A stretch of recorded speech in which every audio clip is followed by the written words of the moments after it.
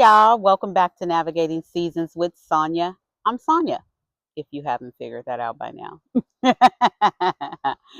Oh, how are you? I hope all is well. On today's episode, I'm going to be picking it up from, I'm going to be talking more about my treatment clinic, treatment days, what that looks like, all of those things. If you've already seen my OOTE, which is outfit of the episode, I showed you what a treatment day outfit is like. I usually have some sort of screen tee on of my choosing. I wear black, like workout pants.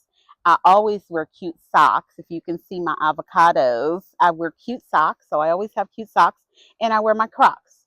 Nice, comfortable, all of the things. And I always have my hair wrapped up and just with a cute little cap on. I get these caps from online stores, wherever I can find them. So just something really cute, comfortable, easy, because I'm going to treatment and I'm going to be sitting in a chair, which is a recliner style chair, for anywhere from 3 hours to 4 hours and 15 minutes. And I'll get more into that as it relates to timing and what that all entails and what that means for you. So, when I was released from the hospital, I was placed at a clinic that's not even 5 miles from my house and, easy to get to. And my treatment days are 3 days a week. When I first started, it was Monday, Wednesdays, and Fridays. And that was great. That worked for me. So I was going to be there. My time to arrive, they give you a time to be there, and you can either be part of a first shift, which starts as early as 4:30 in the morning, or a second shift, which starts about 9 a.m., or the third shift, which starts around 1, 2 o'clock in the afternoon. And I was mid shift, second shift, which worked for me because I'm not getting up too early, but then I'm still getting out at a decent time. So when you first go into the clinic, and like I said, you have most dialysis patients, you have to go 3 days a week, because what's happening is because your kidneys are not functioning as a normal kidney would, where whatever you take in, you consume food, beverages, water, anything like that, then your kidneys, they know how to, make it so you have the sensation to go to the restroom and you get that fluid out of your body. Well, when you have a kidney issue, your kidneys don't work that way because they can't. And like I told you, when I left the hospital, my kidneys had gotten down to about 8% function. Although I was still urinating, which was strange, but I was still urinating and I continued to urinate for quite some time without any issue. But then over time, I wasn't urinating as much. And so my kidneys were just not able to operate to get that fluid out of my body. So that's what the dialyzer machine does for you. It's like acting as your kidney to pull that fluid out, get that fluid and toxins and things like that out of your body. And fluids and toxins come from what we consume, whatever that may be, whether you're eating meat or vegetables or fruits or whatever the case may be. Just about everything has toxins and parasites that goes into our body when we consume it, and our body has to be able to get that out. Okay. So when I go to dialysis and 3 days a week, that's so the machine can get those things out of my body that I'm not able to get out on my own with my own kidneys that are in my body. Okay. So when I begin my treatment at the center that first week on Monday, you go in, you get to know the team, they're getting to know you, all of these things. And you get, and it's really really cold in there, you guys. I mean, cold. And so most people bring blankets, they have pillows, whatever, to keep them comfortable, because they're going to be sitting in that chair for a while. Now we do have TVs, our own individual televisions. It's like on this arm swivel, and it comes around so you can plug in your headphones to watch your TV and watch whatever you want to watch. And then also I bring my phone, because I have I watch a lot of podcasts, and I listen to music and things on my phone. So I also have headphones for my phone that I can listen and play things that I want to play.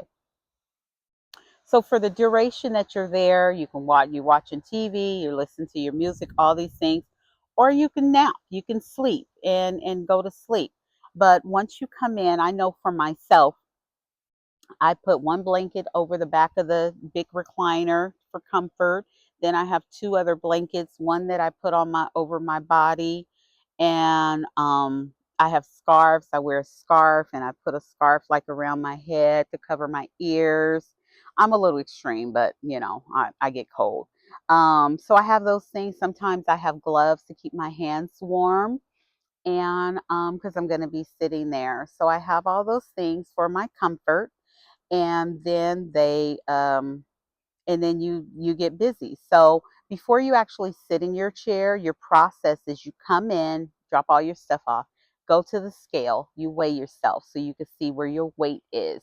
And then you have what they call a target weight or your dry weight where you need to be. So every time I go to dialysis, the very first thing I do is weigh myself so we can see where I am, right?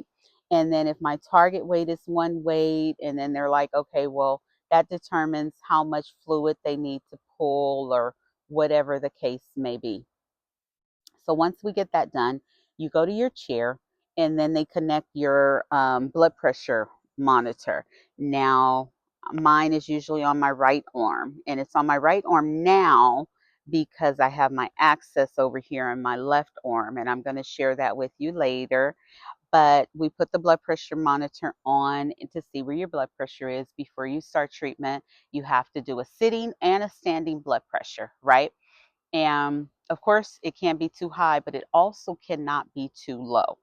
So when I first started dialysis, my blood pressure would be through the roof. It would be like 180 something over 110, or 190 something over 130. It would be dangerously high. And so they would have to give me something to kind of pull my blood pressure down. I'm no longer on any type of blood pressure medication, thank God. But I was at one point when my blood pressure was like off the charts. So once that's kind of under control, we start the treatment. Again, I told you guys I had the little tentacles coming from my catheter that they would plug into in order to pull the blood out and put the new, fresh, clean blood back into my body. So once that's all hooked up and treatment starts, my run time for treatment when I first began was about 3 hours. And then over time, they changed it and it went up to 3.5 hours. And the reason for the change is so that it's not as hard on your body, especially if your blood pressure is going high, or sometimes even if your blood pressure is too low. That way, the rate at which the machine is removing the blood from your body and putting it back in is not as intense on your body by extending your run time. And so I went through that. And again, that started in November 2024. And so this process continued there at that particular center for several months. And then I wasn't really happy with the medical team that I was with, and I wanted to change it back to Kaiser. And when I did that, from the county insurance that I was on through a county hospital in Solano County, I had to change my doctor back to Kaiser. I wanted to change my doctor back to my former nephrologist and doctors with Kaiser. And because of that, I had to change clinics. And that's when I moved to a different clinic facility that was still not too far from my home. It only takes me probably about not even a 10-minute drive to go there. But I felt like I was going to get a better level of care back under my Kaiser medical team. Um, it was just, it worked for me, worked better for me.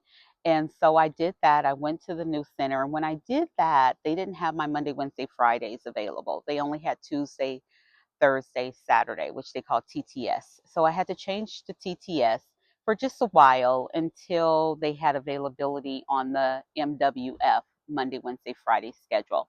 So I did that. And again, the team over there, both treatment facilities, clinics, the teams are awesome. They were really good, very thorough, very on top of everything.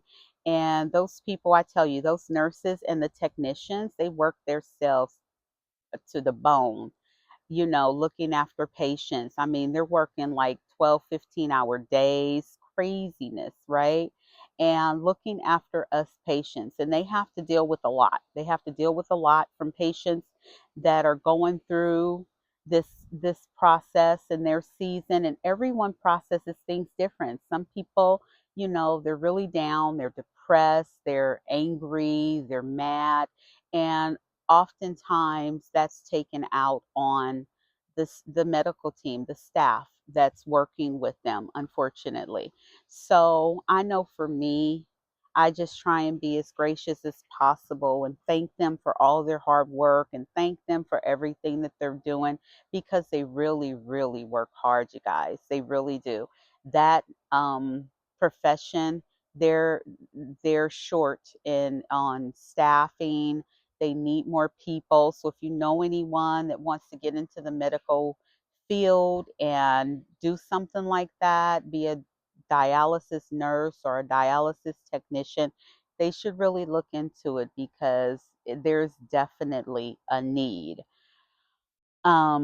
So I ended up there at that clinic, and that's where I am now. And like I said, I love it. I did eventually get onto my Monday, Wednesday, Friday schedule. So that works out great because I have other commitments on the weekend. And then it works out with, me being able to go to the gym and get my workouts and be in the water and all of those things. So I'm very appreciative of that.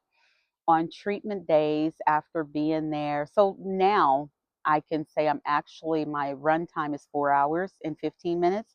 So that means from not start to finish, I'm at the clinic for probably 5 hours, 5.5 hours sometimes, because I have to get there, I have to weigh, they have to do all the vitals, get me all hooked up, all these things. So by the time I'm actually on and running, it's 4 hours and 15 minutes.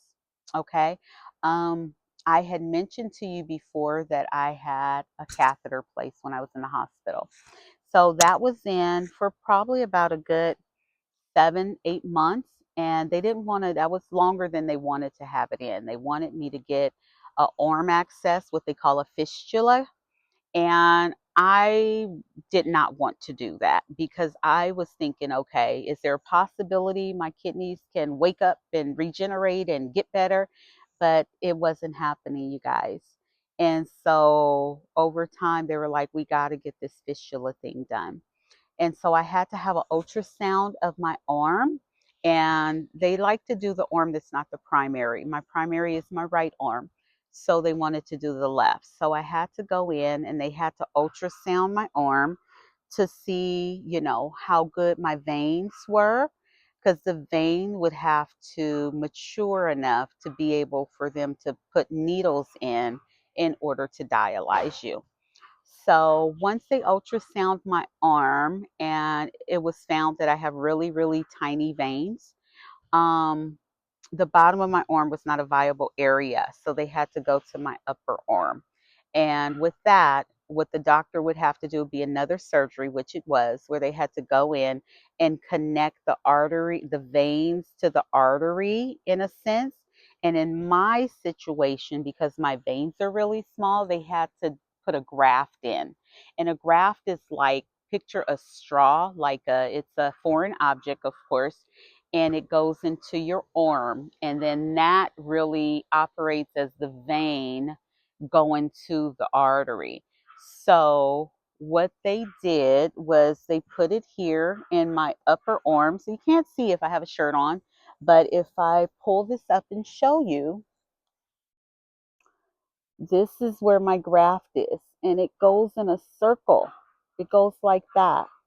And you can kind of tell from here, you can see some areas of where every time they dialyze me, they have to go in, put two 15 gauge needles in my arm.